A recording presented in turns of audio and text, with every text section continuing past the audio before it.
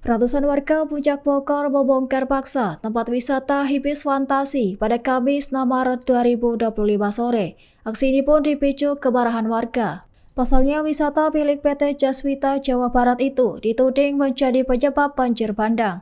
Sebelumnya Gubernur Jawa Barat Deddy Mulyadi dan beberapa menteri telah menyegel operasional tempat wisata tersebut.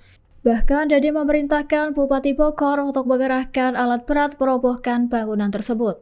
Meski ada instruksi pembongkaran, petugas Satuan Polisi Pamong Praja, Satpol PP tak kunjung bertindak. Hal itu membuat warga kesal dan mengambil alih dengan merobohkan gerbang utama secara paksa. Dilaporkan pembongkaran berjalan ricuh, sempat terjadi cekcok antara warga dan karyawan. Namun Satpol PP yang berada di lokasi hanya bisa melerai tanpa mencegah aksi warga. Sebagai informasi, wisata Hibis Fantasi sebelumnya disegel lantaran melanggar izin dan merusak lingkungan.